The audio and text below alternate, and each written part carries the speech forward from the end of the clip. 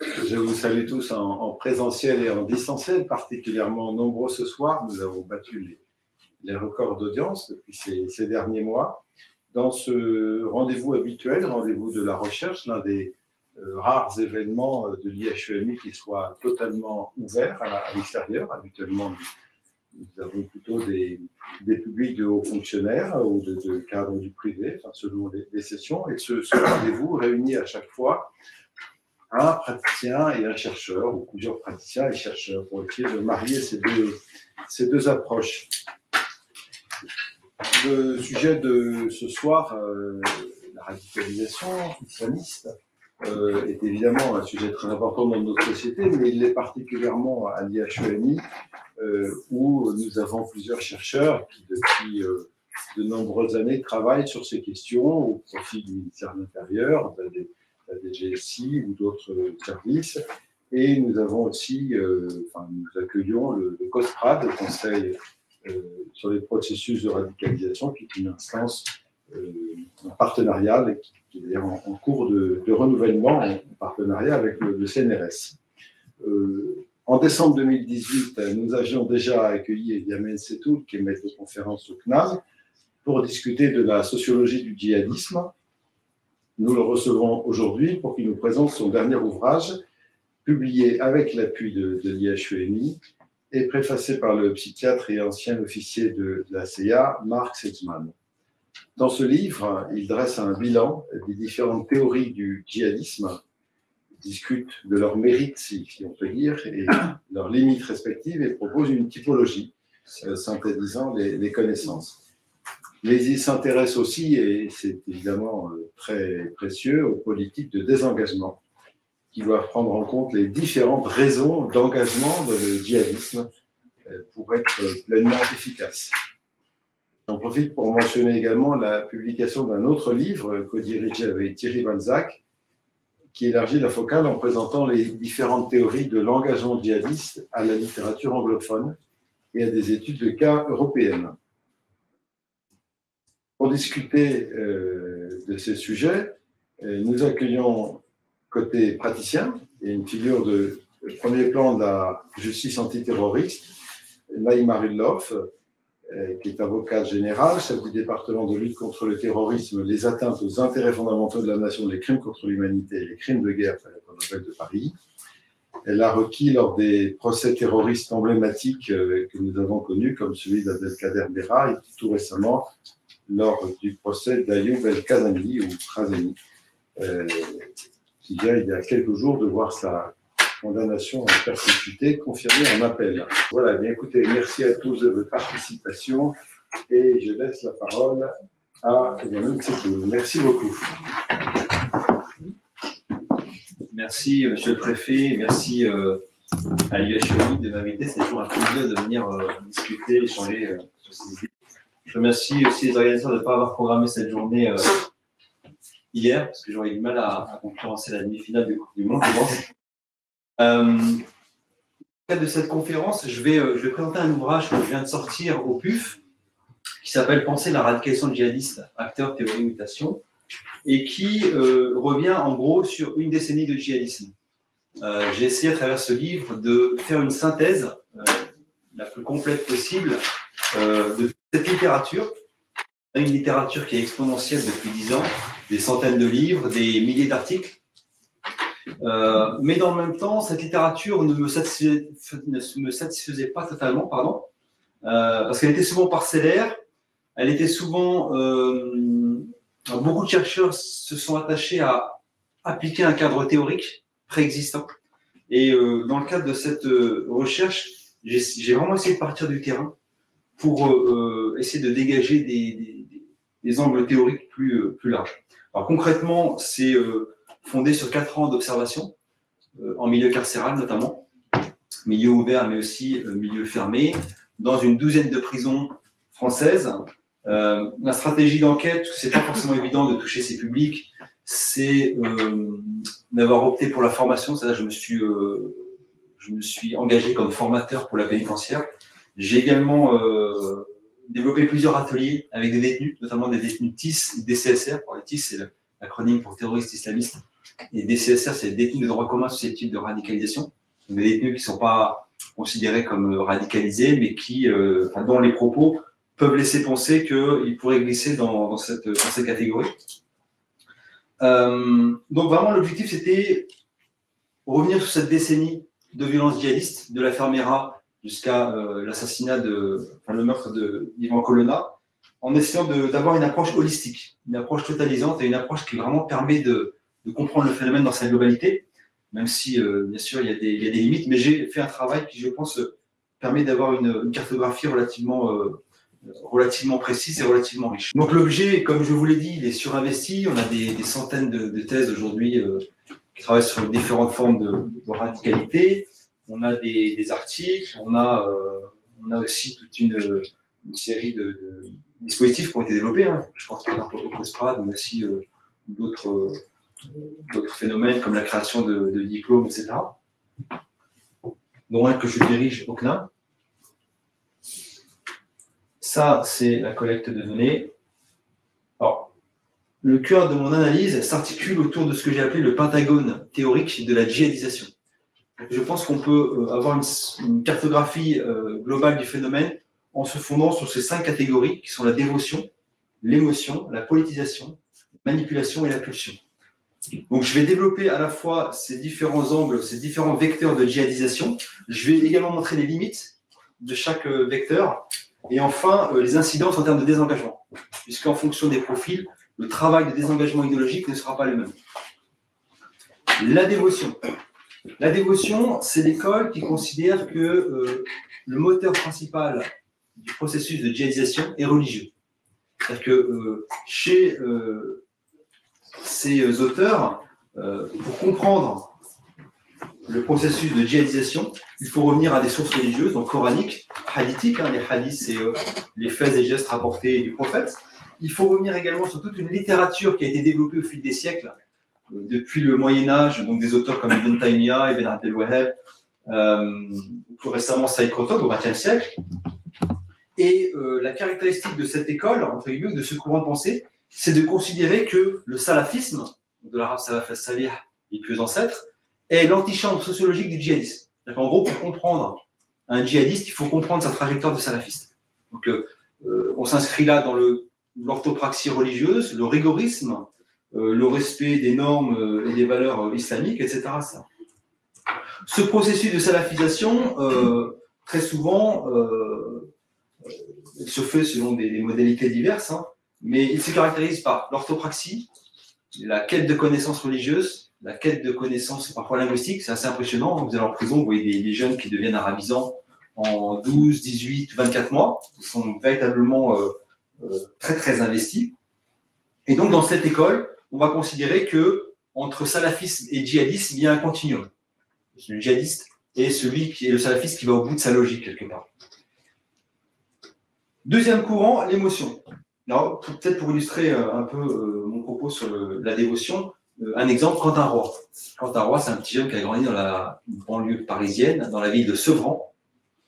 Lui, progressivement, on voit, il se rapproche d'une mosquée qui s'appelle la mosquée des radars, qui a été fermée depuis. On voit comment progressivement il s'isole du milieu familial. On voit comment il s'inscrit dans une forme de rigorisme religieux. Au début, alors, il refuse la consommation d'alcool. Ensuite, il ne va pas à l'enterrement de sa grand-mère. Ensuite, il arrête ses études, il travaille dans une librairie islamique, etc. Et on voit comment il y a un travail de salafisation clair qui se met en place. Un autre exemple, Andrea Sobieri de Nice, elle part faire la hijra. Donc la hijra, c'est l'hégire en arabe, c'est l'exil. Elle considère qu'une musulmane ne peut pas vivre en terre non musulmane, en terre majoritairement non musulmane. Et donc elle va partir comme ça à Raqqa, en Syrie, vivre sous le califat, etc. Donc vraiment dans la dévotion, le cœur du phénomène est religieux, c'est l'approche théologico-religieuse. Les auteurs comme Keppel, Micheron ou encore Rougier qui s'inscrivent dans ce paradigme. Deuxième courant, l'émotion. Pour les partisans de cette approche théorique, le cœur du phénomène n'est pas religieux, il est social. C'est la radicalité sociale qui est le cœur du phénomène. C'est-à-dire qu'on a affaire à des jeunes qui portent une radicalité, qui va se draper, qui va s'habiller d'un vernis religieux, en fait. Donc, contrairement au premier courant, on a affaire à des jeunes chez qui la religion est seulement un habit, un vernis beaucoup plus qu'une structure. On parle là d'islamisation de la radicalité ou, pour reprendre l'expression de Farhad Kosokaba, de sacralisation de la haine. Et la casse-prison est assez récurrente chez ces jeunes, une délinquance prison. J'ai la haine de la société, je rentre en prison, cette haine va s'habiller d'une structure religieuse, d'un vernis religieux. L'État est raciste, considéré comme raciste, islamophobe, etc. J'ai une vision assez binaire du monde, qu'on retrouve aussi dans certains quartiers populaires. Nous, les banlieusards contre eux, les gens du centre-ville. Nous, les descendants colonisés ou les minorités visibles contre eux, les blancs ou les riches, etc. Donc on a cette vision binaire du monde. Sauf que dans ce cas-là, la vision binaire du monde, elle s'habille de religieux. Nous, on est les musulmans, et eux, c'est les non-musulmans ou les mécréants, etc.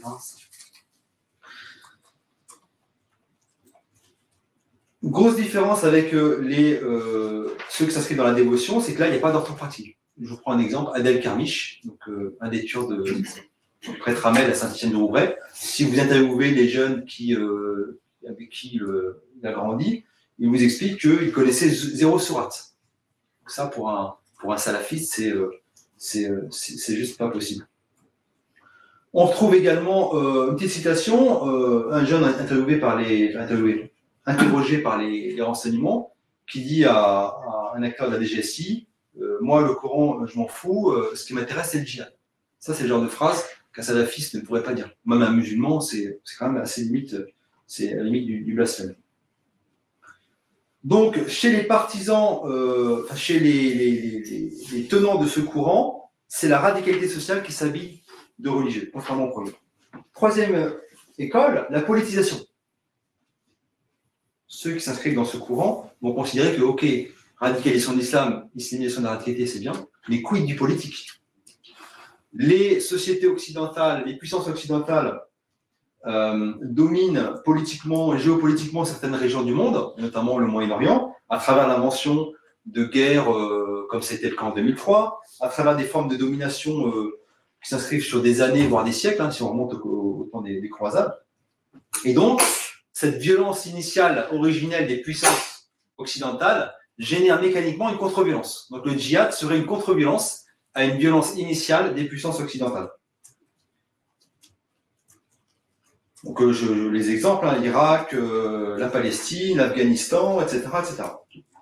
Et donc, dans cette école invite à analyser les parcours des djihadistes comme des parcours politiques, avec des acteurs qui développent des connaissances, qui construisent un savoir militant, qu'on peut d'une certaine manière comparer aux acteurs séparatistes corses ou basques ou d'extrême gauche, avec des jeunes, par exemple, qui vont partir en Égypte, en Tunisie, au Yémen, apprendre l'arabe, rencontrer des acteurs, apprendre à se battre aussi, physiquement, etc. Donc c'est un apprentissage politique qu'il faut analyser véritablement comme un engagement, je dirais, politique non conventionnel qu'on retrouve dans d'autres territoires idéologiques.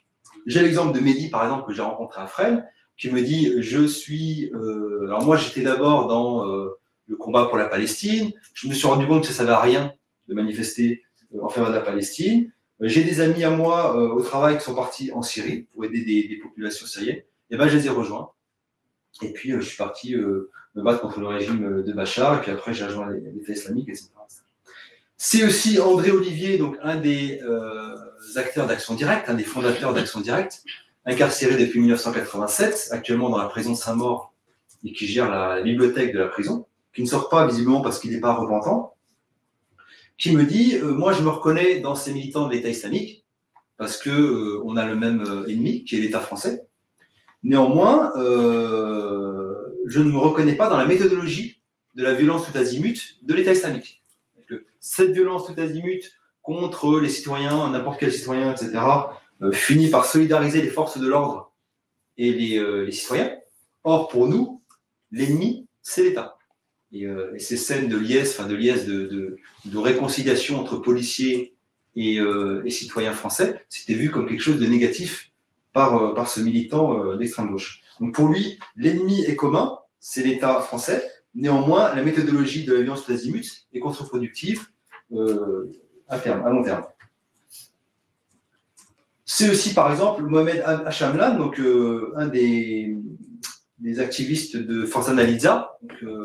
C'est un mouvement islamiste qui était très actif au début des années 2000, les Cavaliers de la Ferté, en français, qui me dit, moi j'aurais très bien pu rejoindre des groupes zadistes, je suis fan de Che Guevara, etc. Il continue d'ailleurs de militer dans la prison où il était, pour que les prisonniers aient plus de droits, etc., etc. Donc on est vraiment chez des gens qui ont une culture politique, qui vont s'intéresser aux enjeux politiques, qui ne sont pas forcément très religieux. Mehdi, par exemple, ne mangeait pas halal, il avait des écarts par rapport, je dirais, aux normes comportementales islamiques, mais qui était véritablement sensibilisé du point de vue politique et géopolitique.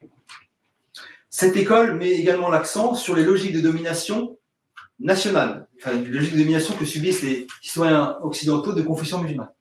Il y a une forme de violence par rapport aux discriminations, aux stigmatisations, etc., qui peut alimenter le ressentiment, le sentiment d'être à la marge et donc la radicalisation. Donc dans cette école, on repolitise le phénomène djihadiste. Quatrième courant, la manipulation. La manipulation envisage le processus de djihadisation comme un phénomène d'emprise mentale. Les recruteurs de l'État islamique ont développé des techniques algorithmiques pour cibler des profils particuliers sur les réseaux sociaux. Je rappelle que Twitter, Facebook a été mobilisé, utilisé, instrumentalisé selon, je dirais, un niveau inédit. C'est-à-dire que jamais une organisation avait autant sollicité, autant utilisé les réseaux sociaux pour développer son efficience. Et donc, on a affaire à des jeunes qui, très souvent, sont assez peu qualifiés, qui vont être manipulés par des gourous, des leaders charismatiques. Je vous donne deux exemples. Omar Diaby, le fameux recruteur de Nice, qui agrège autour de lui une centaine, qui aurait attiré une centaine de jeunes.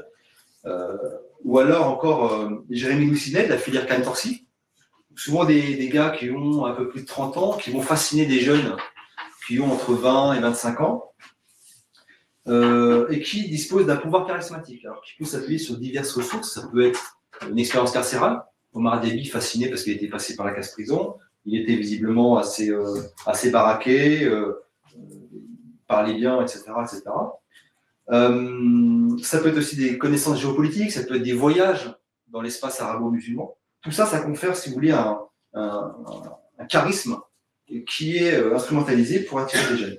D'ailleurs, vous pouvez trouver sur YouTube l'émission Complément d'enquête. On voit des images de Omar Diaby avec ces jeunes. Et on voit bien la fascination qu'il a auprès de ces jeunes.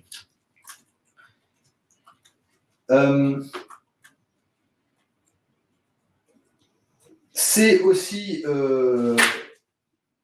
alors, je vous donne un exemple. Kevin, de la filière Cantorsi. La filière Cantorsi, je ne sais pas si vous la connaissez, cette fameuse filière qui a agrégé deux groupes, un groupe de Cannes et un groupe de Torcy, qui ont balancé une grenade sur une épicerie cachère dans la ville de Sarcelles. J'ai rencontré un de ces jeunes dans la prison de Saint-Maur, à côté de Châteauroux, dans le centre de la France. Et clairement, quand vous discutez avec lui, vous voyez bien qu'il est manipulable. Il discute, il parle très lentement, il parle à voix basse. On sent qu'il est un peu isolé. Et vous avez l'impression que vous pouvez en faire un militant ultra-gauche ou ultra-droite si vous travaillez. D'ailleurs, c'est intéressant, les surveillants de la prison m'avaient dit qu'ils avaient demandé à certains prisonniers, notamment du grand banditisme, de le protéger de l'influence prosélyte et des islamistes de la prison. Parce qu'ils avaient l'impression qu'ils pouvaient encore reglisser dans, je dirais, cette spirale islamiste ou djihadiste. Donc là, on a affaire à des jeunes, souvent qui viennent de familles assez dysfonctionnelles, peu qualifiés scolairement, et qui vont comme ça s'agréger autour d'un leader charismatique. Et enfin, la pulsion. Alors, la pulsion, c'est plutôt l'école Jean-François Guiraud ou Alain Bauer, qui insiste sur l'interpénétration croissante entre le milieu de la délinquance et le milieu du terrorisme. Et il est vrai que, je pense que c'est un phénomène incontestable, depuis quelques années, voire quelques décennies, on a comme ça une imbrication entre délinquance et terrorisme, ce qu'on appelle les terrorismes hybrides. Le premier cas, c'était Khaled Telkar en 1995. Donc un jeune passé par la case délinquance, prison, radicalisation, terrorisme. Et ce type de de parcours, on les retrouve aujourd'hui de manière très fréquente. Depuis 2013-2014, on a quand même beaucoup de jeunes qui ont connu ces différentes séquences biographiques. Pour la pulsion, l'intérêt, c'était la satisfaction de pulsions. Bien sûr, pulsion lucrative, pulsion meurtrière ou pulsion sexuelle. Je rappelle que l'une des principales caractéristiques de l'État islamique, c'est d'avoir créé une entité territoriale, d'avoir eu sous contrôle un territoire qui, au maximum de son expansion, était équivalent à la Grande-Bretagne, avec 10 millions de personnes sous son contrôle, et sur lesquelles ils avaient un pouvoir total. Pulsion lucrative, pourquoi? Parce qu'on pouvait confisquer tous les biens des Syriens et des Irakiens, au nom du principe de la ranima, en arabe, le butin de guerre. Donc, je n'ai pas le droit de voler, mais j'ai le droit de voler si c'est pour le djihad et pour aider la cause. Pulsion sexuelle, mise en esclavage des populations yézidis. Pulsion meurtrière, avec des décapitations, des crucifixions. En exemple, Younes, ancien militaire français, qui, fasciné par la violence, le meurtre, etc., intègre l'État islamique et devient bourreau de l'État islamique. Il satisfait pleinement ses pulsions de meurtre, etc. Je reviens maintenant sur les limites de ces différentes écoles et de chaque paradigme. C'est ce que j'essaie de faire à travers cet ouvrage. J'ai quelques exemplaires d'ailleurs. Au niveau de la dévotion, c'est une école intéressante pour comprendre, si vous voulez, l'idéologie, la construction idéologique, la construction doctrinale de l'État islamique. Néanmoins, la majorité des recherches tendent à différencier les tendances salafistes et les tendances djihadistes. La majorité des jeunes partis sur zone n'avaient pas une socialisation salafiste. Ils n'avaient pas baigné dans ce qu'on appelle l'orthopraxie religieuse, le rigorisme religieux. La plupart étaient souvent dans une forme de petite délinquance, se sont convertis parfois, on a beaucoup de convertis dans ces phénomènes, 30% selon Olivier Roy, et puis ils sont partis sur zone assez rapidement. Donc, ce qui est intéressant, on a tendance à dire que tous les salafistes ne sont pas des djihadistes, mais que tous les djihadistes sont des salafistes. Même cette seconde assertion est discutable, puisqu'on a des jeunes qui n'étaient pas du tout salafistes. Ils sont partis là-bas, délinquance, consommation de produits stupéfiants, etc., et qui sont quand même partis sur zone. Donc en fait, la subtilité, je pense, c'est qu'on a affaire à deux courants qui puissent dans les références communes, des textes des auteurs communs, Ibn Abdel Wahhab, Saïd Qutb, etc., mais qui sociologiquement sont séparés. En fait, il y a un lien idéologique, intellectuel, mais une déconnexion sociologique. Et je pense que c'est la plus grosse caractéristique du djihadisme de ces dernières années, c'est l'autonomisation du djihadisme. C'est la thèse de Mohamed Ali El-Raoui. Et il considère que la principale caractéristique aujourd'hui du djihadisme, c'est qu'il a réussi à attirer des profils qui étaient complètement éloignés du salafisme. Des homosexuels refoulés, des perdants radicaux, des personnes instables psychologiquement, etc. Ils arrivent à capitaliser sur des failles individuelles, beaucoup plus que sur un salafisme qui est essentiellement crétiste. Donc voici la principale limite pour la dévotion. La limite de l'émotion, c'est intéressant pour décrire le vivier des exécutants. Il est vrai qu'on a beaucoup de jeunes là-dedans qui portent une radicalité sociale, qui ne se sentent pas français, clairement. Ça aussi, politiquement, c'est intéressant. Pourquoi des jeunes nés en France, socialisés en France, ne sont pas français? C'est une question aussi politique. Roy, par exemple, a insisté sur le fait que le djihadisme est aujourd'hui la dernière idéologie de contestation disponible sur le marché. Or, on sait qu'il y a aussi des mouvements intermondialistes qui sont contre le libéralisme, contre l'État, etc., etc. Donc ça aussi, c'est une limite.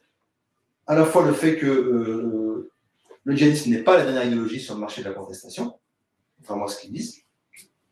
Et puis, cette école a un peu tendance à fermer les yeux sur l'appareil idéologique très, très élaboré de l'État islamique, parce qu'il y a quand même une construction intellectuelle, idéologique très élaborée. Le paradigme de la politisation a le mérite, bien sûr, de repolitiser le phénomène, parce qu'on a tendance à dire que c'est des fous, c'est des gens énervés, c'est des gens... Mais il y a aussi des jeunes, moi j'en ai rencontré quelques-uns, qui sont capables de tenir un discours politique, géopolitique très construit, et qui sont très souvent d'ailleurs sur l'idée de vengeance, la rhétorique de la vengeance est très présente. Rappelez-vous ce que disent les terroristes dans le Bataclan. Vous tuez nos frères en Syrie, on vient se venger. Ce que Mera dit aux militaires avant de les tuer, il leur dit vous tuez mes frères en Afghanistan, je vous tue. Ou encore ce que Koulibaly dit, donc le terroriste l'épicerie cachère. Il dit je veux faire subir aux Juifs de France que les Juifs en Israël font aux Palestiniens. Donc cette rhétorique de la vengeance, elle est très présente, et il me semble intéressant quand même de repolitiser le phénomène. Néanmoins, il y a plusieurs limites. La première, c'est que quand on voit les profils de beaucoup de ces jeunes, vous regardez par exemple l'étude de Marc Ecker, 50% de ces jeunes avaient 0 diplôme. Donc la politisation de ces jeunes, elle est discutable à ce niveau-là. Alors on peut être politisé sans être diplômé, mais quand même ça va un peu ensemble. Seconde dimension, cette école qui analyse le phénomène en termes de violence contre violence, si c'était le cas, ou si c'était strictement le cas, pourquoi des pays comme la Norvège ou le Canada, qui ne sont pas réputés pour être très interventionnistes, au Moyen-Orient et autres, ils ont été touchés par ces violences djihadistes. On sait que ces pays-là, qui n'ont pas de tradition, si vous voulez, ou de culture d'interventionnisme hors de leurs frontières, ont aussi été touchés par des djihadistes. Donc c'est aussi une des limites de cette lecture en termes de violence et de contre-violence. Autre élément, parce que c'est une école aussi qui s'inscrit beaucoup dans ce qu'on appelle les post-colonial studies, hein, donc tout l'héritage colonial est pris en considération. Aucune étude a montré aujourd'hui de surreprésentation des Français d'origine algérienne, qui est l'immigration aujourd'hui qui a le plus gros potentiel colonial, mémoriel par rapport à la France. Il n'y a pas d'étude qui montre qu'on aurait une surreprésentation des Franco-algériens dans ce phénomène. Enfin, la Palestine, qui est quand même le conflit qui plane un petit peu au-dessus de ça, enfin, en tout cas qui revient souvent comme le symbole de l'injustice, etc. Quand vous étiez un militant, un activiste de l'État islamique, vous vous retrouviez de facto en Syrie ou en Irak à vous battre contre le régime de Bachar, qui était soutenu par le Hezbollah, qui est à peu près la seule force politique et militaire qui arrive à déjouer, ou en tout cas à emmerder, entre guillemets, Tsahal, l'armée israélienne.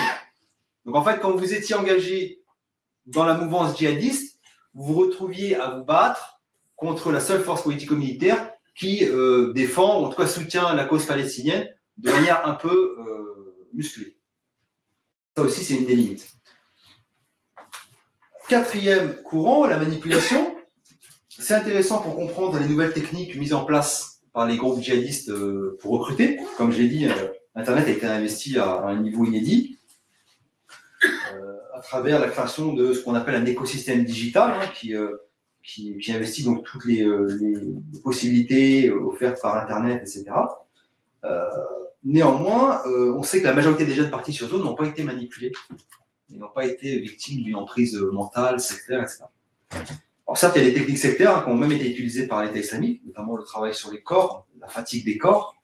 Les parents qui ont gardé contact avec leurs enfants sur zone, ont souvent remarqué que leurs enfants étaient fatigués. Alors ça, c'est lié aussi à des techniques d'aguerrissement. On fatigue les corps, on retrouve aussi dans l'armée. On fatigue les corps pour mieux imprimer l'idéologie sur les combattants. L'usage de techniques de substances médicamenteuses, captagon, etc., ça aussi, c'est des techniques sectaires. Donc, cette approche en termes de manipulation, elle est intéressante. Néanmoins, on sait aujourd'hui que la majorité des jeunes partis sur zone n'ont pas été manipulés, ils sont partis de leur propre chef. Enfin, le dernier courant, la pulsion. La pulsion, c'est intéressant pour comprendre l'imbrication croissante entre milieu de la délinquance et terrorisme. Néanmoins, quand on voit le taux de mortalité des djihadistes sur zone, qui était très important, hein, les hommes partaient, c'était un peu de la chair à canon. La mort faisait presque partie du programme. On peut s'interroger sur le coût de cet engagement. Pour partir sur zone pour s'enrichir ou pour s'assister à une pulsion, c'est pour mourir quelque temps rapidement après. Ça aussi, c'est une des limites qu'on peut poser à cette école.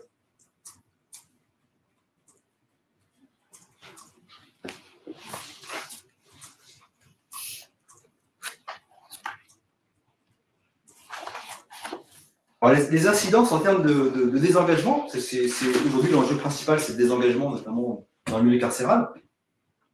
Je vais revenir en repartant de la fin. Alors, la pulsion, comment on gère ces détenus Je pense que la principale caractéristique des acteurs qui s'inscrivent dans la pulsion, c'est une forme d'appétence pour la transgression. Et donc, ces individus ne sont pas forcément très idéologisés au niveau du djihadisme. Néanmoins, ils ont cette appétence pour la transgression qui les rend perméables, certainement plus que les autres, au récidivisme. On peut imaginer qu'en sortant de prison, ces personnes-là, une partie de ces personnes-là, retomberont dans la délinquance de droit commun. certainement, mais abandonneront le combat djihadiste. La manipulation, c'est la séparation de ces acteurs avec des acteurs prosélytes. On sait que les prisons françaises ont été un espace de radicalisation, un espace de prosélytisme. Aujourd'hui, beaucoup moins, parce que c'est beaucoup plus contrôlé par le renseignement pénitentiaire, etc. On a une institution qui est beaucoup plus attentive à ça. Néanmoins, voilà, l'enjeu, c'est véritablement de séparer ces jeunes manipulables d'acteurs prosélytes. D'ailleurs, vous pouvez trouver un très très bon reportage audio sur YouTube qui s'appelle Un faux prophète. C'est vraiment un témoignage brut d'un ex-repenti, d'un ex-recruteur de djihadistes repentis, pardon. Et donc la manipulation, voilà, c'est la séparation d'avec les acteurs prosélytes. La politisation, alors, eux, on peut imaginer qu'en sortant de prison, alors soit ils abandonnent totalement, soit ils vont se réorienter vers des actions politiques plus conventionnelles, secteur associatif, secteur social, secteur humanitaire. On a vu ça notamment dans l'extrême gauche italienne des années 70, des acteurs notamment de la mouvance Prima Linea, donc des gens qui avaient commis quand même des actes extrêmement graves, qui, lorsqu'ils se sont réinsérés après leur expérience carcérale, se sont investis parfois dans le secteur social, etc. On a aussi ça dans les mouvances d'extrême droite en Allemagne, des ex-néo-nazis qui aujourd'hui travaillent dans le secteur social et qui luttent contre la radicalisation d'extrême droite. Et en France, on a un exemple comme Mourad Benchilami, un des Français qui était à Guantanamo, qui aujourd'hui sensibilise les jeunes sur fait en sorte qu'ils évitent d'emprunter les sentiers du djihad. L'émotion, c'est plus un travail de verbalisation qu'il faut faire avec eux, un travail d'expression, parce qu'on se rend compte que les ateliers d'écriture, le théâtre, etc., ça leur fait beaucoup de bien pour exprimer un peu leur radicalité d'une autre manière. C'est aussi un travail de réenracinement, un travail de réflexion sur son histoire, l'histoire familiale, l'histoire post-coloniale, etc. J'avais fait quelques ateliers là-dessus. La catégorie la plus complexe à gérer aujourd'hui, c'est la dévotion. Pourquoi ? Parce qu'on a affaire à des acteurs qui considèrent que ce qu'ils font, ils le font au nom de principes religieux, au nom d'une certaine lecture du Coran, et que donc, leur paradis, pour accéder au paradis, ils doivent avoir cette lecture religieuse. Très souvent, ils font référence à un hadith, le hadith des 73 sectes, considère que la communauté musulmane va se diviser en 73 catégories, et qu'une seule ira au paradis. Et bien sûr, c'est celle des djihadistes, celle de ceux qui n'ont pas peur de passer à la violence pour leurs idées religieuses. La dévotion, comment on travaille aujourd'hui avec eux ? La pénitentiaire a mis en place, a créé des postes de médiateurs religieux. Très souvent, c'est des anciens aumôniers du culte des musulmans qui vont travailler avec ces jeunes à travers un dialogue, ce qu'on pourrait appeler une disputation, ce qu'on appelle une disputation au Moyen-Âge. Donc un dialogue religieux, sourate contre sourate. L'idée, c'est pas de dire vous avez tort ou nous avons raison, parce que ça ne marche pas, c'est trop frontal, mais plutôt de dire vous avez telle lecture du religieux, voilà telle lecture, voilà une autre lecture que l'on pourrait avoir. Il est important d'avoir en face d'eux des personnes qui sont à la fois très câblées au niveau religieux, au niveau théologique, parce que ce qui fait la légitimité de ces acteurs, c'est leur connaissance et leur référence coranique, hadithique. Sinon, vous êtes vite délégitimés par ces détenus. Et puis, donc, un travail de disputation, de déconstruction des arguments religieux, etc. Néanmoins, ces médiateurs religieux font face à plusieurs freins. Je terminerai là-dessus. Vous avez d'une part aujourd'hui une forme de paranoïa, que beaucoup de détenus ne veulent pas discuter avec ces médiateurs parce qu'ils considèrent que c'est des agents de la pénitentiaire, des agents du renseignement de la pénitentiaire. Vous avez aussi la sociologie carcérale fait que très souvent on a affaire à des blocs face à nous. Que quand vous essayez de déconstruire quelque chose pendant une demi-heure, une heure, il faut savoir que le détenu va être pendant 18-19 heures avec d'autres détenus qui peuvent aller dans l'autre sens et qui vont se dans l'autre sens, qui vont alimenter un discours anti-étatique, etc. Vous avez également la difficulté de perdre le statut de djihadiste, parce que quelque part, il y a une forme de magnétisme du statut de djihadiste. Vous êtes considéré comme l'aristocratie des croyants, pour eux. Vous êtes aussi en contact parfois avec un groupe chaleureux, avec des liens amicaux, fraternels, etc. Donc, c'est pas évident aussi de quitter ce groupe. Autre élément qui peut freiner ce désengagement, c'est l'identification de ces jeunes à certains maîtres à penser du salafo wahhabisme ou du salafo djihadiste. On a beaucoup de maîtres à penser comme Ibn Hanbal, au 8e siècle, Ibn Taymiyyah, Ibn Abdel Wahhab, Saïd Qutb, qui sont passés par la case enfermement ou incarcération. Et donc, ces jeunes peuvent s'identifier à ces maîtres à penser. Donc voilà, Dieu m'éprouve quelque part, c'est un signe d'élection divin. Et donc, je dois garder mes idées comme ces maîtres à penser qui sont aujourd'hui des références incontournables de la pensée islamiste, djihadiste, etc. Donc ça aussi, ça peut... l'incarcération peut avoir un effet surgénérateur dans l'adhésion idéologique. Enfin, on a aussi des détenus qui ont des troubles psychologiques et psychiatriques. Il faut savoir que les prisons françaises renferment beaucoup de jeunes avec des problématiques aussi, et parfois psy lourdes, je parle de schizophrénie, etc. 70% des lits, on a une diminution de 70% des lits psychiatriques depuis 30 ans en France. Et parfois, la prison joue le rôle d'hôpital psychiatrique. Il faut savoir. Et c'est très difficile de travailler avec ces détenus lorsqu'ils sont touchés par des problématiques de nature psychiatrique. Si on voulait voir un petit peu, moi j'ai observé ça, bon c'est très récent, il y a quand même des éléments qui peuvent être considérés comme encourageants, qui peuvent indiquer une forme de désengagement. Je parle d'indices plutôt que d'indicateurs, parce qu'il n'y a pas d'indicateurs. La première chose, c'est lorsque le jeune développe une appétence pour de nouvelles lectures. Lorsqu'il sort de lectures théologiques ou religieuses, Coran, livres religieux, etc., et qu'il commence à lire des romans ou des ouvrages de sciences sociales, c'est plutôt un élément positif. Lorsqu'il reprend contact aussi avec sa famille, parfois on a des jeunes qui ne parlent plus à leur famille, c'est considéré que leur famille est impure, entre guillemets, et lorsqu'ils reprennent contact au parloir, c'est plutôt un élément positif. Lorsque les sociabilités dans la prison changent, quand on a affaire à des personnes qui, en cours de promenade, vont fréquenter des détenus de droit commun plutôt que des détenus autistes ou des CSR, c'est aussi un élément positif. Et je m'arrêterai là pour peut-être un temps de questions. Merci de votre attention. Bonsoir. Mon point de vue à moi sera un point de vue de praticien. Je suis magistrat et bien évidemment, je n'ai pas de typologie. D'ailleurs, je ne souhaite pas en avoir parce que nous partons des dossiers, un dossier qui s'impose et autant, j'allais dire, de parcours de radicalisation, autant d'histoire. Et je suis toujours un petit peu sceptique sur les typologies, parce que faire absolument rentrer dans des cases, et d'ailleurs dans ce qui a été dit, j'ai des cas où on pourrait les mettre à la fois dans la dévotion, l'émotion, la politisation, la manipulation, la pulsion, le tout sur le même individu. Voilà. Donc moi, et en tant que magistrat, je préfère partir, j'allais dire, de la fin, c'est-à-dire la fin, le passage à l'acte, et remonter finalement le parcours, puisqu'on m'a demandé de parler des parcours de radicalisation, puis parler un petit peu du désengagement, ce que l'on peut en penser du point de vue judiciaire, et puis de la spécificité, qui est le troisième point, on a parlé de la spécificité de la préparation, du procès terroriste.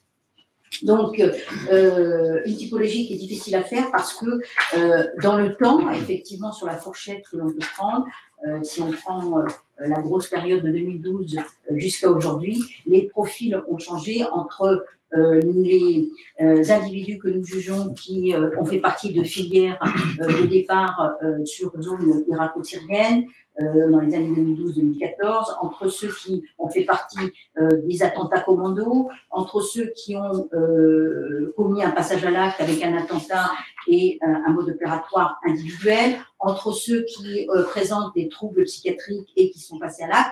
Ce sont des profils très différents et des parcours très différents. Donc, ce qui m'intéresse et ce que je trouve intéressant, et c'est ce que nous faisons quand nous préparons les dossiers, nous étudions les dossiers, c'est de s'interroger sur le passage à l'acte et qu'est-ce qui fait qu'une personne, cette personne est passée à l'acte terroriste, et finalement, plutôt de dire qu'est-ce que ça suppose et qu'est-ce que ça exclut, ce passage à l'acte. Donc, la première chose, c'est aussi, dire, l'enseignement de la criminologie de manière générale, hein, ça vaut pour tout passage à l'acte criminel.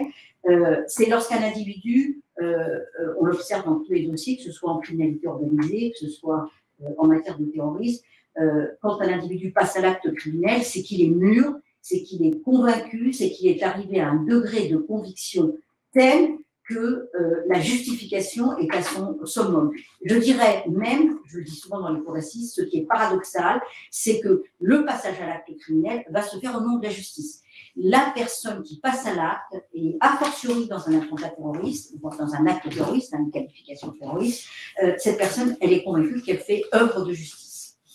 Et pour arriver à cette conviction que cet acte, finalement, c'est œuvre de justice, il faut que cette personne, et souvent d'ailleurs dans une dimension collective, il faut que cette personne soit convaincue. Donc, qu'est-ce que ça veut dire et qu'est-ce que ça signifie? Ça signifie que pour arriver jusqu'à ce terme-là, jusqu'à cette maturité-là, il y a tout un parcours et un certain nombre d'étapes. Autrement dit, la radicalisation, c'est un processus. Ça veut dire qu'il y a des étapes. Et quand on donc, ça s'inscrit nécessairement dans la durée. Ce qui, tout de suite, vous l'avez compris, exclut le terme de radicalisation express. Ça, dans les dossiers, la radicalisation express, je ne vois pas très bien ce que ça signifie. C'est tout un processus, c'est tout un cheminement qui se fait jusqu'au point culminant où la personne est convaincue, ce que je veux faire, je le fais au nom de la justice. Donc ça, c'est intéressant du point de vue de la prévention du terrorisme, parce que si on est capable de repérer les étapes sur ce chemin de la déradicalisation, on est capable, donc, à partir de ce moment-là, de lutter et de s'inscrire dans la lutte contre le terrorisme et donc dans la prévention du terrorisme. Faut-il encore être capable de pouvoir repérer cette montée en puissance jusqu'à son point culminant. Donc, ça, c'est une des premières choses. Alors, qu'est-ce qu'on peut voir dans les étapes, dans ces étapes? Bien, des choses que tout le monde connaît, hein, n'invente rien. Bien sûr, tout à l'heure, j'ai entendu des changements dans les pratiques, des changements dans les comportements, les ruptures de milieu, notamment, bien sûr, la rupture du milieu familial, modification de l'environnement, le vocabulaire aussi qui change, la tenue vestimentaire, les normes, la rigueur dans l'hygiène de vie aussi. Donc, il y a des tas de choses qui permettent de repérer, qu'on connaît bien maintenant, qu'on a bien identifié. La deuxième enseignement que l'on peut tirer du fait que la radicalisation, c'est un processus et c'est un cheminement, et que, arrivant au point culminant, la personne passe à l'acte, eh bien, c'est que ces convictions, elles sont siennes. Il les a fait siennes. Ce qui exclut, à mon sens, d'abord, ce qui en termes judiciaires pose la question du libre arbitre, et ce qui exclut ce que certains ont voulu assimiler la radicalisation à une emprise sectaire. À une époque, ça a été, alors c'est peut-être moins dans le débat aujourd'hui, mais je crois qu'il ne faut quand même pas oublier et rester sur des fondamentaux. Le terrorisme, c'est un moyen qui vient à l'appui d'un projet politique. Donc, à un moment donné, lorsqu'une personne arrive à ce point culminant où elle passe à l'acte, c'est qu'elle a fait sienne ses convictions et qu'elle le fait en connaissance de cause. Donc, ça exclut toute notion d'emprise. Et d'ailleurs, ce qui est intéressant d'observer, c'est que lorsque nous discutons ou lorsque on voit les interrogatoires dans le dossier avec les questions-réponses, que ce soit avec les services de police ou que ce soit avec le juge d'instruction ou encore à l'audience, lorsqu'on interroge, lorsqu'on débat à l'audience, on voit que les individus sont capables de raisonnement, sont capables d'arguments, alors pas toujours sur des fondements religieux solides, et encore que, parce que là aussi, il ne faut pas être naïf, il y a des stratégies de défense. Hein. On a vu, et d'ailleurs récemment, dans justement l'attentat du Thalys, comment un individu peut aussi être amené à cacher ses connaissances religieuses. C'est une stratégie de défense d'apparaître devant une cour d'assises comme étant, c'est qu'il n'arrêtait pas de répéter d'ailleurs pendant les 3 semaines de procès, avant je suis un ignorant, j'ai été sous l'emprise de Abaoud. Donc on voit aussi comment ces éléments-là, et parfois ces écoles, ces courants finalement, eh bien, ils se les accaparent comme une stratégie de défense. Alors, quand on voit par exemple un Tyler Villus, et c'est intéressant, moi je parle d'affaires qui sont définitivement jugées hein, et qui ont été dans le débat public, on voit aussi l'évolution des discours entre un procès de première instance et un procès d'appel. En première instance, par exemple, Tyler Villus s'est servi de l'audience comme une tribune publique, et Tyler Villus qui a joué un rôle très important, qui a été émir, qui a été à la tête d'une unité d'élite, qui a été arrêté sur le chemin en venant en France pour commettre un attentat, qui a été stoppé avant, qui a supervisé des exécutions sur zone. Bref, quelqu'un qui était dans l'appareil de l'État islamique avec un certain degré de responsabilité. Et c'est quelqu'un qui, à première instance, s'est présenté fier de ce statut, un peu arrogant, et s'est servi de l'audience comme une tribune publique. Eh bien, en appel, il a changé de discours, et en appel, c'était « on m'a lavé le cerveau ». Vous voyez, il y a d'ailleurs cette expression qui est très courante, « on m'a retourné le cerveau, on m'a lavé le cerveau », se situant ainsi comme des victimes, finalement, d'une emprise de l'État islamique, d'une propagande, d'un groupe ou d'un gourou, qui pourrait s'appeler Abaoud ou autre. Donc, là encore, c'est intéressant de voir et d'être rigoureux dans la façon dont comment on écoute et comment on peut être aussi, la justice peut être aussi instrumentalisée. La troisième observation que je ferai, c'est que dans cette dimension d'œuvre de justice dans le passage à l'acte, il y a une dimension collective. Et dans cette dimension collective, ça suppose que la personne, elle estime agir au nom d'une communauté, d'une collectivité. Et donc, on a derrière ça des thèmes très classiques qui reviennent, évidemment, puisque les œuvres de justice, cette personne estime qu'elle est victime de l'injustice. Alors, derrière, on a le thème classique du musulman persécuté par l'Occident, ça c'est bien sûr quelque chose qui est totalement constant, soit en raison de sa religion, soit en raison de sa culture. Il est vrai qu'arrive à dire très souvent et de manière récurrente le passé colonial, et surtout pour nos dossiers, nous, en France, où la France est une cible privilégiée, elle a été une cible privilégiée, et elle est fustigée pour son passé colonial. La question de la guerre d'Algérie revient très souvent. Par exemple, El Kazani, l'auteur de l'attentat de Thalys, qui est marocain, et donc qui n'a ni vécu lui, ni sa famille, la question de la guerre d'Algérie. Dans son Facebook, il y avait un montage de militaires français tenant dans chaque main des têtes coupées de maghrébins, d'Algériens, et le texte qui accompagnait ce montage visait à démontrer, à dire que la France est une civilisation terroriste, et regardez, c'est elle qui a commencé à couper des têtes.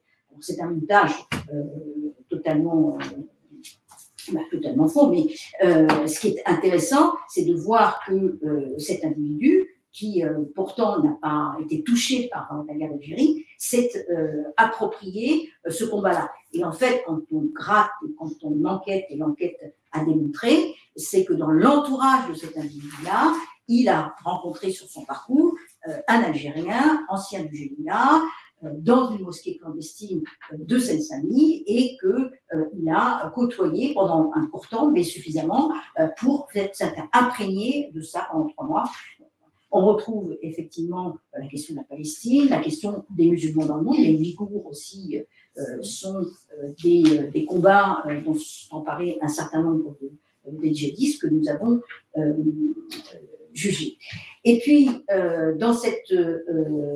également dans l'expérience et l'étude des dossiers, un constat que l'on peut faire, c'est et qu'on exclut dans cette dimension d'injustice et de collectif qu'est le passage à l'acte, c'est que l'individu, en principe, il n'y a pas de radicalisation exclusivement sur la base de support Internet.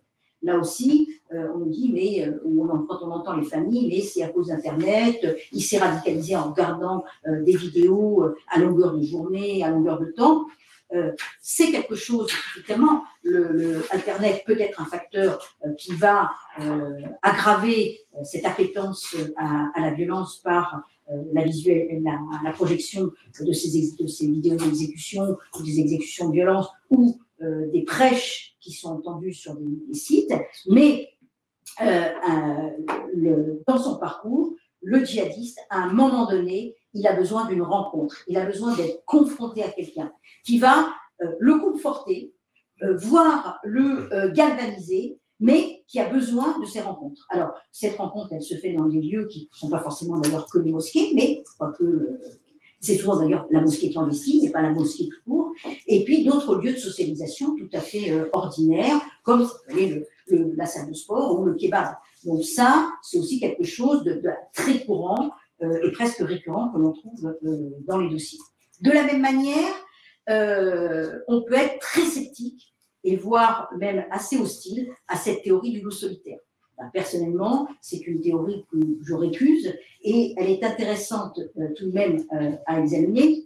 C'est que la théorie du loup solitaire a donné lieu à un vote d'une nouvelle disposition légale et d'une nouvelle infraction qui a été l'entreprise individuelle.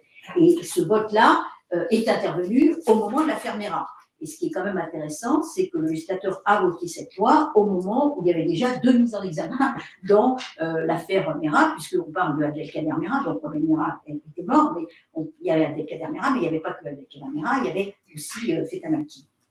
Et déjà, c'était déjà une contradiction, j'allais dire. Mais la plupart, quand on regarde la plupart des passages à l'acte, il ne faut pas confondre le fait que l'exécution, elle, se fait en solitaire, mais que l'individu, lui, n'est pas un loup solitaire au sens où il n'est pas passé à l'acte tout seul. Alors, je reviendrai tout à l'heure sur les cas un peu psy que nous rencontrons.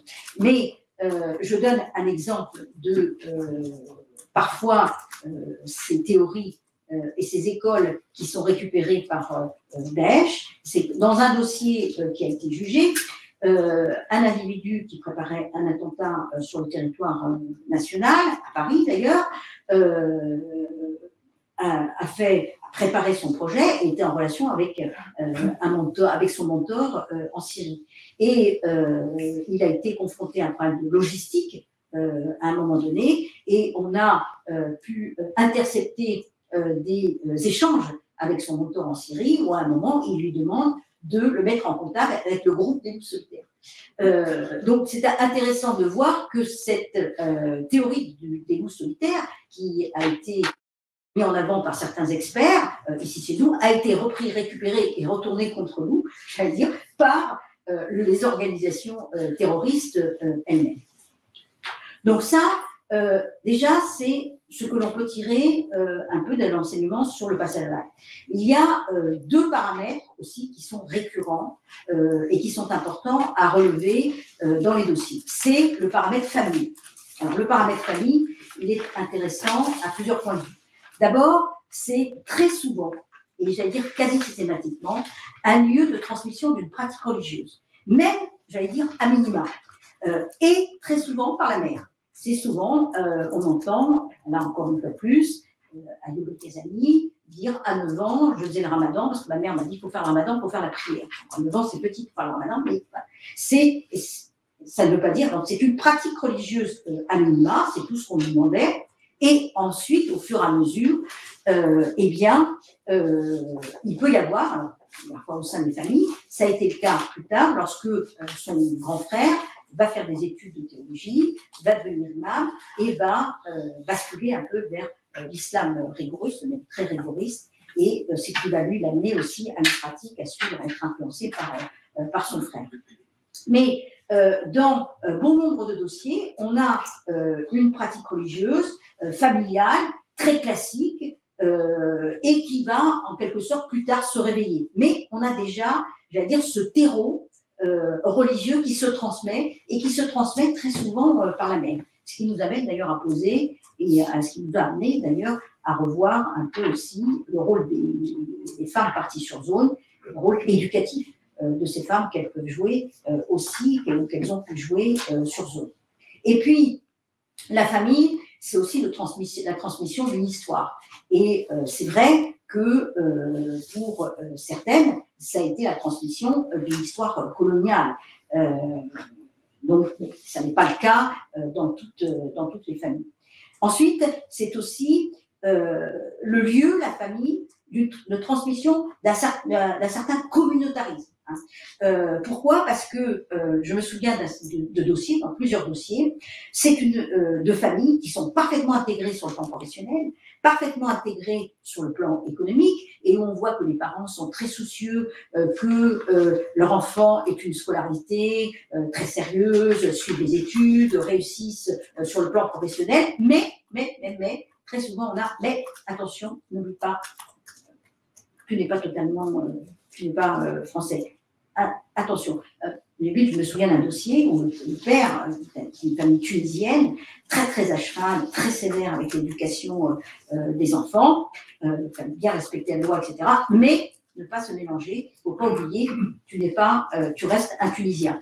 Donc, on a aussi cette transmission qui est récurrente dans les familles, j'allais dire un peu en sourdine, un peu à bas bruit, mais qui constitue quand même parfois déjà un terreau où il y a cet enseignement, il y a cette transmission qui se fait. Et bien sûr, alors, dans beaucoup de dossiers, c'est vrai, c'est le cas, c'est la famille complètement déstructurée. Alors complètement déstructurée, la séparation, les divorces, des problèmes de violence et la religion, ensuite, va représenter évidemment une sorte de refuge. Je ne vais pas faire de la psychologie de bas étage, mais souvent une autre famille finalement, où la personne va trouver une société où tout est réglementé, tout est normé, il y a des réponses à tout, et beaucoup plus sécurisante et rassurante. Le deuxième trait saillant des dossiers, c'est que quand on regarde les parcours de radicalisation, le paramètre, un événement, la survenance d'un événement traumatisant est quasi là aussi systématique. Et ce qui revient le plus, c'est la mort. C'est-à-dire qu'on a des individus qui ont eu une proximité avec la mort, soit parce qu'il y a eu un décès proche, un décès d'un proche, et ça a été très douloureux pour la personne, soit ça n'a pas été verbalisé, ça n'a pas été traité, ou soit c'est la personne elle-même qui a frôlé la mort. Dans le cas d'un quelqu'un qui a été victime de violences très importantes, qui a failli mourir. Ou, si ce n'est pas la proximité avec la mort, c'est l'échec personnel. Alors l'échec personnel, c'est très souvent d'ailleurs l'échec professionnel, davantage d'ailleurs que l'échec affectif. Si on prend par exemple un dossier qui m'avait beaucoup marqué, notamment parce qu'il y a un certain nombre qui sont sortis très récemment, c'est la filière de Strasbourg, avec les Taher, avec les frères Attais, avec Mohamed Agad, Karim, le frère une fois de Kamikaze de Bataclan. Tous ces individus-là étaient inscrits dans des clubs de foot avec une perspective de carrière professionnelle de foot. Et puis, ça ne s'est pas fait. Et ça, c'est vécu aussi comme un événement traumatisant. Et en quelque sorte, ça coupe toute projection finalement d'avenir, de perspective d'avenir. Et puis on a effectivement la lassitude de la vie. C'est le cas notamment des petits délinquants. Les délinquants qui n'arrêtent pas de multiplier les séjours en détention, les séjours en prison. À un moment donné, donc il y a cette lassitude de la vie qui fait que là encore, il n'y a pas de projection finalement dans l'avenir et on va donc aller vers un processus de radicalisation. Et puis, un focus pour les femmes, TIS, où là, on a un caractéristique qui est prégnant, ce sont des femmes qui bien souvent ont été victimes de violences sexuelles. Ça, c'est aussi un élément qui est très important. Mais là encore, toujours faire attention, nous avons eu et intercepté des conversations, des échanges entre deux femmes métisses, l'une conseillant à l'autre, tu as intérêt à dire que tu as été violée quand tu étais jeune parce que ça va attendrir le juge. Donc, c'est intéressant de voir aussi la capacité que les TIS ont aussi de s'accaparer de nos codes de lecture, de la façon dont les magistrats pensent. Ça, c'est quelque chose que moi, je retiens parce que c'est un élément qui est intéressant. Et puis, évidemment, le facteur prison. Alors, le facteur prison, moi, je pose la question parce que je n'ai pas la réponse, ou plutôt, j'ai un peu d'éléments de réponse. Est-ce que la prison est un lieu de radicalisation ? Eh bien, je crois que ce n'est pas évident de répondre oui à cette question-là. Ce qui est sûr, c'est que la prison, elle révèle la radicalisation. Est-ce que c'est un lieu de radicalisation? Je ne sais pas, parce que, pourquoi, là encore, c'est l'observation des dossiers qui nous amène à cette conclusion, en tous les cas, à des enseignements. Certains, en prison, redécouvrent, bien sûr, la religion ou se convertissent à la religion, mais quand ils sortent, ça ne veut pas dire qu'ils se radicalisent. Donc, il y en a qui, bien sûr, sont devenus religieux en prison. Pour autant, ils n'ont pas ensuite été vers un processus de radicalisation. Et puis, la prison, c'est surtout un lieu qui accentue, à mon sens, la violence. Et puis surtout, c'est quand on regarde dans nos dossiers, les TIS, une majorité ont un casier néant. Ils ne sont pas passés par la case prison. Et pourtant, il y a un processus de radicalisation qui se sont mis en place. Donc, ça signifie que la prison n'est pas le facteur déterminant. Hein. Il y a d'autres facteurs qui qui viennent. De toute façon, je pense qu'il y a tout un cocktail d'éléments. Et puis, sur un petit focus sur le terrorisme, les individus qui présentent des troubles de la personnalité, nous en avons, je ne dirais pas de plus en plus, mais c'est un profil qui est apparu, différent des départs sur zone, différent des opérations commando, organisées avec des cellules structurées. Est-ce que là encore, terrorisme et psychiatrie, ça va ensemble? Est-ce que l'un exclut l'autre? Alors là, le débat est assez délicat, suivant qu'on est dans une approche purement juridique, et on se dit, bah, après tout, il y a les éléments. Deuxième temps, on se pose la question, est-ce qu'il est responsable ou pas en fonction du degré et de la gravité du trouble psychiatrique que la personne présente, ou est-ce qu'on est dans une approche différente et où on se dit que les troubles de la personnalité de la personne qui est passée à l'acte sont tels que finalement, est-ce qu'on peut dire que c'est un acte terroriste? Là encore, c'est l'enquête, c'est le degré de radicalisation, c'est ce qu'il y a avant, c'est ce parcours-là, à mon sens, pour être le moins arbitraire possible. Et encore une fois plus, quelqu'un qui est atteint de troubles psychiatriques, ça n'est pas exclu qu'il puisse passer à l'acte terroriste. L'un, encore une fois plus, n'exclut pas l'autre. Donc je crois que c'est aussi quelque chose sur lequel il faut être extrêmement vigilant. Sur et la question de la récidive. Alors là, je pense qu'il faut plus, en 2022, c'est trop tôt pour tirer des conclusions, des enseignements sur la question des engagements des TIS. On est aujourd'hui à peu près à 200 TIS qui sont sortis. Il en reste quand même en prison quelques-uns. Et surtout, il reste en prison les cas les plus graves. Et puis ceux qui sont sortis, c'est intéressant de dire qu'il n'y en a pratiquement aucun ne sort en sortie sèche.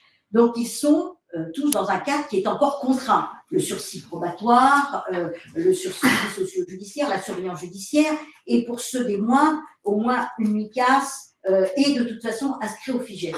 Donc ils ont un cadre contraint. Donc c'est difficile de juger, de tirer des enseignements sur le comportement du désengagement et sur les perspectives ou pas de récidive. Ce que l'on peut dire là aussi, quelques constats. On juge, il faut le dire, on juge déjà des récidivistes. Et quand je dis récidiviste, récidiviste de terrorisme. Premier terme étant un acte terroriste, le deuxième, un acte terroriste. Il y en a très peu, mais il y en a quand même. On juge souvent le premier terme, c'est la génération GIA ou première filière irakienne. On en a jugé, j'en ai eu quelques-uns, et j'avoue que ça va être très dur, voire impossible, de désengager des individus comme ça. Ça, je crois qu'il y a peu d'espoir. Le deuxième type de récidivistes, ce sont des individus qui sont partis tôt sur zone, dans les années entre 2012 et 2014, qui ont été condamnés à l'époque où les peines étaient beaucoup moins lourdes qu'elles ne le sont aujourd'hui, et qui à nouveau sont partis une deuxième fois, sont passés à l'acte terroriste sous une qualification différente, et ont été interpellés. J'en ai eu, et là encore, le désengagement est quand même assez interrogeant. Et c'est rare, mais on en a des individus qui ont été condamnés une première fois pour terrorisme et qu'on retrouve dans des projets d'attentat une fois qu'ils sont sortis. C'est rare, mais ça existe. Donc, là encore, ils sont encore en cours pour certaines instructions, pour d'autres ont été jugés comme incidents. Je pense par exemple, parce qu'ils sont connus, parce qu'ils sont jugés à des gens comme Pétajoire, à des gens comme Leilouni, qui ont fait partie déjà des premières filières irakiennes, à nouveau impliqués après l'État islamique, condamnés en état de récidive, devant, là, c'est pas un cours d'assises, une cour d'assises dans le tribunal correctionnel, et qui sont des individus qui ont un parcours qui sont des professionnels, et qu'on ne verra jamais, à mon sens, dans un désengagement possible. Et puis, on juge aussi des sortants qui n'ont pas respecté certaines obligations qui leur étaient imposées. C'est souvent, d'ailleurs, le non-respect du périmètre géographique. Donc, il y a un problème là de circulation, respect des lieux qui ne se fait pas. Et puis, les troisième catégorie, on juge aussi des sortants qui sont à l'origine d'apologie. Et là, c'est, j'allais dire, assez inquiétant. On voit que l'idéologie reste quelque chose de prégnant.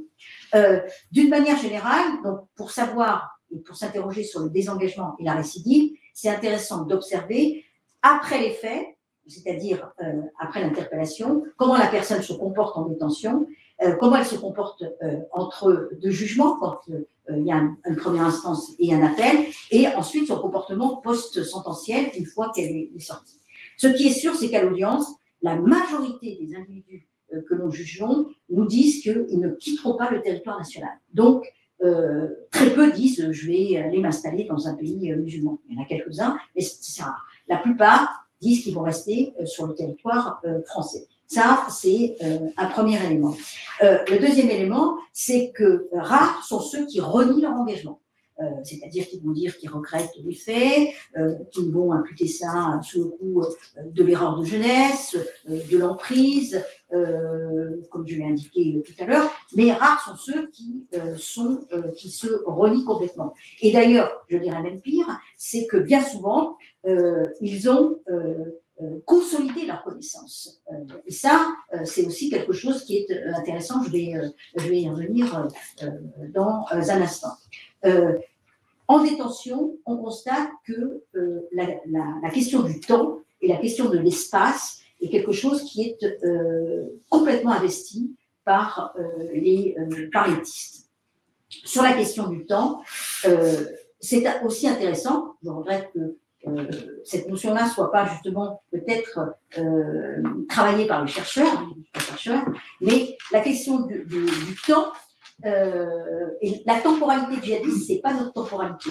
Et bien souvent, on s'aperçoit que justement, on n'a pas de prise sur eux parce que, je me souviens, dans la cellule par exemple d'Argenteuil, un des auteurs disait « de toute façon, nous ne sommes que de passage ». Ou encore dans la filière de Strasbourg, d'une autre manière, un Redouane Taher qui m'a dit de toute façon, quelles que soient vos réquisitions, un jour je sortirai. Et on voit que, habituellement, la sanction pénale, elle est associée à un temps. Toute infraction vaut un temps. Et pour le djihadiste, tout à l'heure d'ailleurs ça a été dit, c'est que la prison, c'est une épreuve de Dieu. Donc l'objectif, c'est de réussir cette épreuve. Donc ça n'est pas vécu véritablement comme une sanction, mais c'est vécu comme une épreuve. C'est le croyant qui est mis à l'épreuve. Et puis, encore une fois de plus, ça n'est qu'un passage. Donc la vraie vie, elle n'est pas là. La vraie vie, elle est au paradis. Donc cette notion de temporalité, je pense que c'est une notion importante parce que si on arrivait, je pense que c'est là-dessus qu'il y aurait un travail à faire avec les TIS dans le cadre du désengagement.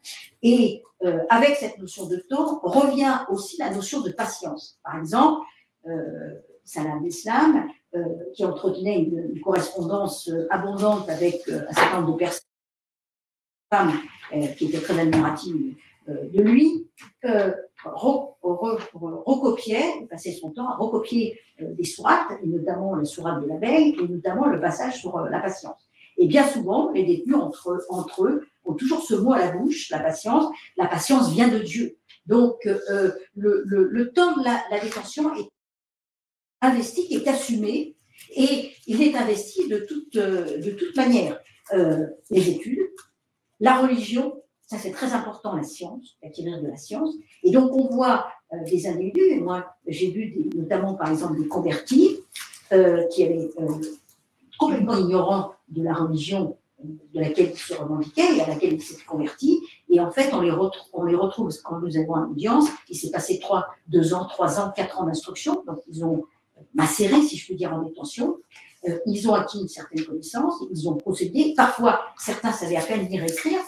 Ils se remettent à niveau sur le plan scolaire aussi. Ils font des études supérieures, ils passent des diplômes. Donc, tout ça, c'est bien. Mais en même temps, nous avons affaire à des détenus qui arrivent à l'audience avec une certaine connaissance, un certain niveau de répondants, qui ont un sens de la rhétorique, qui ont fait de la géopolitique, qui font des études de philosophie. D'ailleurs, ils ont un mémoire sur l'emprise.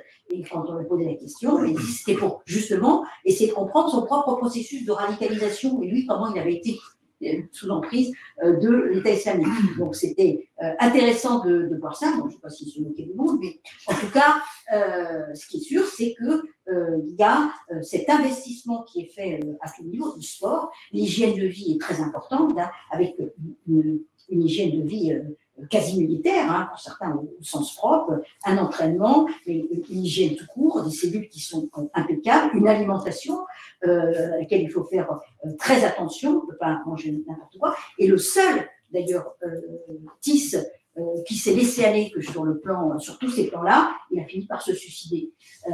Donc, on voit bien que cette question-là est importante. Et puis, il y a aussi cette capacité à rester en réseau en détention. J'allais dire, le dedans et le dehors, pour les TIS, c'est presque étranger à une façon de raisonner, parce que la capacité d'être en réseau et les liens de solidarité, que ce soit d'ailleurs en souterrain, c'est-à-dire de manière illicite, avec des téléphones portables ou pas, ou même parfois totalement assumé en transparence, on voit à travers la multiplication des correspondances entre les détenus, eh bien, il y a ces liens qui sont totalement assumés et entretenus. Et d'ailleurs, c'est intéressant aussi, du point de vue de la prévention du terrorisme, d'observer, et là-dessus, le renseignement pénitentiaire est totalement précieux, de voir comment les relations et les liens se tissent entre les détenus et entre les générations de terroristes. Tout à l'heure, il était question de Cantorsi. On voit des individus qui ont été impliqués, condamnés Cantorsi, qui sont les premières filières, avec des individus qui ont été interpellés très récemment. Et c'est intéressant de voir le mélange de générations de terroristes, comment les liens se font à travers la prison. Je vais essayer d'aller vite parce que je ne sais pas si j'ai encore un peu de temps. Sur la prison également, il y a un paradoxe que je remarque, que je souligne, que je trouve intéressant, c'est qu'à la fois il y a une revendication d'une identité commune en prison, et notamment qu'on trouve à travers ces mouvements de solidarité, mais parfois aussi qui se manifestent de manière plus bruyante avec les prières collectives. Et en même temps, certains dénoncent le stigmate du TIS. Et par exemple, il y a une femme détenue qui disait « Oui, vous nous appelez TIS, pourquoi nous appelez TIS et eux, vous n'appelez pas infanticide, ils ont commis des infanticides, et l'étiquette, pas une étiquette à cela, pourquoi nous avons cette étiquette-là » Ou encore, un autre, un ancien du GIA, qui est encore en détention et qui refuse de se soumettre à l'évaluation CARE parce qu'il dit que c'est stigmatisant, parce que l'évaluation CARE n'existe que pour les terroristes islamistes et pourquoi on ne soumet pas à une évaluation CARE les autres. Et donc, il refuse au nom de l'islamophobie, c'est un procédé islamophobe, et donc je ne m'y soumettrai pas, nous dit-il. Et puis l'investissement, il se fait aussi dans la volonté de construire une famille, la plupart énormément de mariages, ça tout le monde le sait, des mariages qui se font par les réseaux, entre détenus, et puis avec les familles aussi, les familles de détenus qui ont un rôle très actif dans les mariages et les enfants. Donc même sur des peines qui sont des peines de réclusion à perpétuité, dernièrement, Salah Abdeslam s'est marié, et là aussi, Kazani, je crois que sa mère prépare le mariage, donc c'est dehors ou dedans, ça n'a pas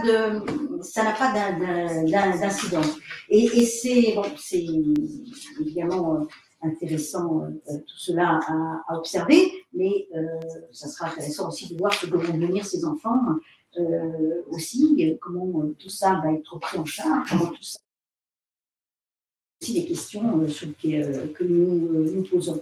Et puis, le positionnement aussi aux audiences est intéressant, je dirais, à observer. Et surtout, bon, nous, les outils, là où les outils manquent, c'est sur détecter, enfin, savoir mesurer l'authenticité des discours qui nous sont servis à l'audience. Parce que je l'ai dit, l'instrumentalisation de la justice, l'instrumentalisation des outils, comme par exemple les évaluations de la radicalisation, là aussi c'est quelque chose qu'on voit très fréquemment et dont s'empare un certain nombre de détenus. Et puis, ce que je voulais également dire, c'est que lorsque dans les TIS qui sont sortants, beaucoup donc, se plient, les quelques violations que l'on a sont souvent des périmètres ou quelque chose qu'on peut mesurer, qu'on peut voir. Hein. Ils sont sortis du périmètre ou ils ne sont pas sortis du périmètre. Mais lorsqu'il y a des prises en charge qui sont organisées dans le cadre des sursis probatoires ou d'une surveillance judiciaire, avec des dispositifs comme le dispositif PAIR, ben, les individus se soumettent au rendez-vous, ils vont au rendez-vous. Mais en termes de coopération ou d'investissement, on a des individus qui viennent, j'allais dire, pointer au rendez-vous, mais qui pour autant ne participent absolument pas. Et là, c'est la limite, j'allais dire, du droit pénal, et c'est la limite de la justice. Hein. Les convictions, elles sont entières, mais on ne peut pas considérer qu'il y a violation des obligations en l'état actuel des textes, et puis ça serait aller peut-être un peu loin, de considérer qu'à partir du moment où ils ne participent pas au processus, bien des groupes de parole, etc., mais qui sont présents, corps présents, mais c'est tout. C'est difficile, mais ça interroge là aussi sur les convictions à la sortie de la détention. Donc aujourd'hui, la question, c'est de savoir comment, c'est une question qui m'intéresse beaucoup, va se recomposer le djihadisme de demain, puisqu'on a à peu près aujourd'hui, il y a à peu près 200 sorties, on sort à peu près entre 90 personnes, 90 TIS par an, et d'ici 2025, 85% des TIS seront sortis. Et enfin, si j'ai un peu de temps, mais je vais aller très vite, là, on m'a demandé de parler de la spécificité des procès terroristes. Alors, la spécificité, ce qui est un peu paradoxal, c'est que nous avons une justice qui est spécialisée. Elle est spécialisée avec un parquet spécialisé, avec des juges d'instruction spécialisés, avec des juridictions correctionnelles spécialisées, mais la cour d'assises, qui est une cour d'assises spécialement composée, c'est-à-dire que de magistrats professionnels, mais pas de magistrats spécialisés terroristes. Alors que c'est l'instance qui va juger les faits les plus graves. Alors, on peut être pour, on peut être contre, il y a les deux avis, mais c'est vrai que ça suppose, notamment pour le ministère public, un travail de pédagogie et d'explication sur des qualifications qui ne sont pas toujours simples. Un attentat de port d'homme, bon, c'est assassinat en relation avec une entreprise terroriste, mais l'association malfaiteur terroriste, c'est une qualification qui est une des qualifications les plus courantes dans nos dossiers, n'est pas une infraction qui est forcément facile à expliquer. Et elle n'est pas non plus facile à expliquer pour les parties civiles, pour les victimes. Hein, la preuve, vous voyez, pour Nice, ce n'est pas quelque chose de facile. Parce que l'association malfaiteur terroriste, ce sont les actes préparatoires en vue d'eux, c'est-à-dire on est encore dans le projet pour certains intellectuels. Et c'est d'ailleurs ce que vont plaider les avocats. Oui, il a dit ça, oui, il préparait ça, mais en fait, il ne l'aurait jamais fait. On l'a interpellé, l'objectif quand même du législateur avec la création de cette infraction, c'est quand même de stopper avant l'attentat. C'est l'intérêt de la répression. D'ailleurs, on dit chez nous que la prévention est répressive. Donc l'association malfaiteur terroriste participe de la prévention du terrorisme, puisqu'elle intervient avant la commission de l'attentat ou de l'acte terroriste. Mais vous voyez bien qu'en termes de preuves, c'est pas toujours ça, puisque si on intervient trop tôt, maintenant, on reste dans le domaine de l'idée intellectuelle. Bon, voilà. Donc, c'est pas toujours simple à expliquer, et il y a parfois aussi, y compris du côté des magistrats, un travail d'explication à faire. Et puis, il y a aussi tout ce qui est le soutien logistique autour de l'auteur ou des auteurs de l'attentat. C'est ce qui se passe avec Nice, avec parfois des choix, de qualifications qui ne sont pas simples à faire, entre ceux qui disent « oui, j'ai fourni une Kalachnikov, mais je ne savais pas que c'était pour un attentat ».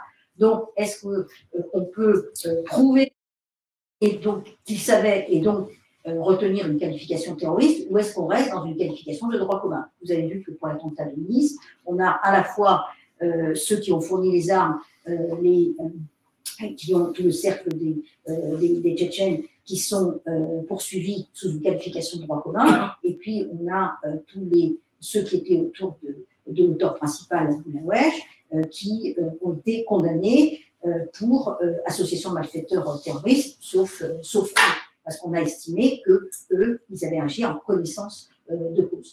Donc, vous voyez, c'est pas toujours facile. Donc, il y a ce caractère-là. Et enfin, je terminerai sur la spécificité de la préparation. Ce qui est très important et très intéressant en matière de terrorisme, c'est que l'approche et la compréhension du dossier ne peut être qu'une approche pluridisciplinaire. Et au parquet général, nous y sommes très attachés.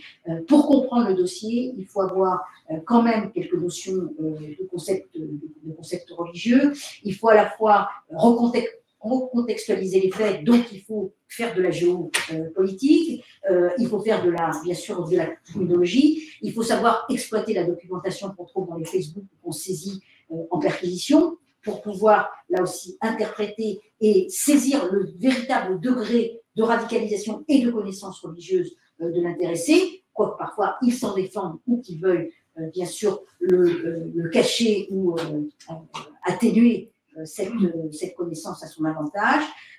Et je dirais que ce que moi j'appellerais de mon souhait, et qui est aujourd'hui peut-être une grande faiblesse dans nos dossiers, et pour la justice, c'est les expertises collégiales et pluridisciplinaires avant le jugement qui nous permettraient justement de pouvoir avoir des outils pour détecter, pour mesurer l'authenticité d'un discours et surtout pour mesurer la dangerosité de la personne, puisque c'est ce qui va bien sûr pour nous déterminer la paix. Donc voilà, je m'arrête là.